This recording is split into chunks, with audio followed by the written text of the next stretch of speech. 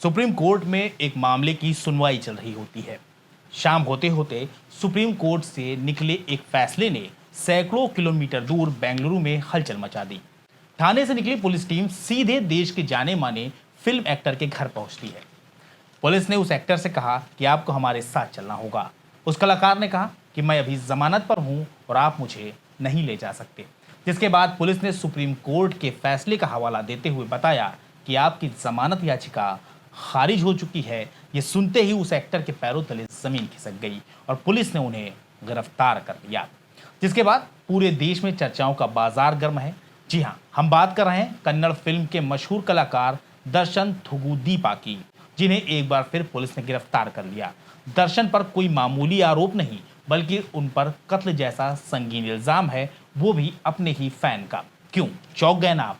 लेकिन ये बिल्कुल सच है, जिसकी वजह से उन्हें कई महीने जेल में भी रहना पड़ा। कुछ दिनों पहले ही दर्शन जमानत पर बाहर आए हुए होते हैं, लेकिन अब सुप्रीम कोर्ट ने उनकी जमानत याचिका को खारिज कर दिया और उन्हें एक बार फिर गिरफ्तार करने के निर्देश जारी कर दिए गए। लेकिन ये सब यूं ही नहीं हुआ और ना ही दर्शन थुगुदीपा इस मामले में अकेले आरोपी हैं, बल्कि कत्ल के मामले में उनकी कथित प्रेमिका और फिल्म अदाकारा पवित्रा गौड़ा भी आरोपी हैं।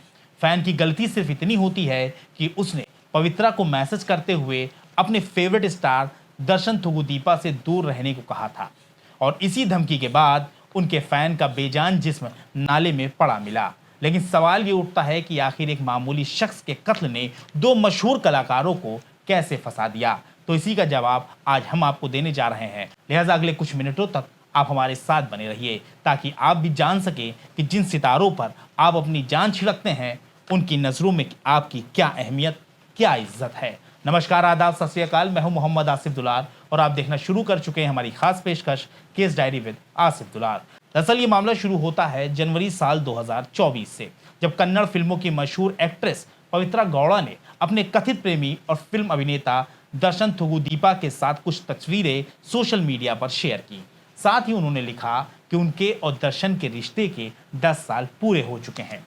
ये पोस्ट दर्शन की पत्नी ने भी देखी और पत्नी विजय लक्ष्मी ने पवित्रा के खिलाफ लीगल एक्शन लेने की धमकी तक दे डाली। यहाँ तक तो मामला पारिवारिक होता है, लेकिन फैंस का मानना होता है कि एक एक्टर की जिंदगी पर सबसे ज्यादा हक उसी का है। लिहाजा एक्स्ट्रा मैरिटल अफेयर की खबर सामने आने के बाद दर्शन थुगुदीपा के फैन रेणुका स्वामी को बहुत ठेस पहुंची। रेणुका स्वामी ने पवित्रा को मैसेज करते हुए कहा कि वो दर्शन की जिंदगी से दूर हो जाएं। शुरुआत में एक्ट्रेस ने मैसेज नजरअंदाज किए, लेकिन फिर ऐसा बताया जाता है कि रेणुका स्वामी ने पवित्रा को आपत्तिजनक और धमकी भरे मैसेज करने शुरू कर दिए। तब पवित्रा ने इसकी शिकायत दर्शन से की।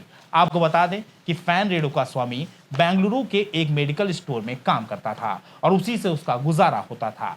अभी पवित्रा और रेणुका स्वामी के बीच विवाद चल ही रहा होता है कि अचानक रेणुका स्वामी की हत्या कर दी गई। उनकी लाश 8 और 9 जून की दरमियानी रात को एक नाले से बरामद की गई। पुलिस ने तफ्तीश शुरू की। सूत्रों की माने तो अगले ही दिन थाने पहुंचे 4 लोगों ने कत्ल की वारदात कबूल कर ली और सरेंडर कर दिया। लेकिन पुलिस अधिकारियों ने सोचा कि आखिर कोई इतनी आसानी से कैसे सरेंडर कर सकता है। लिहाजा सभी आरोपियों के अलग अलग बयान दर्ज किए गए, तो सभी के बयान एक दूसरे से मेल नहीं खा रहे होते हैं।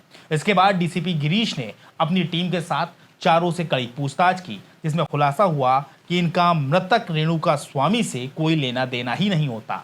उन्हें तो सिर्फ जेल जाने के लिए पैसे दिए गए होते हैं, और वो भी 15 लाख रुपए।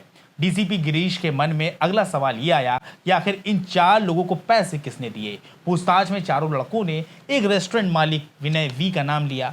पुलिस ने बिना समय गंवाए विनय को पकड़ा और पूछताछ में सामने आया कि विनय एक्टर दर्शन का करीबी है। ऐसा दावा किया जा रहा है कि विनय ने खुलासा किया कि उन्हें मृतक रेणुका स्वामी का अपहरण करने और उसे टॉर्चर करने के लिए दर्शन ने कहा था। इस तरह के तमाम आरोप इस वक्त दर्शन पर हैं।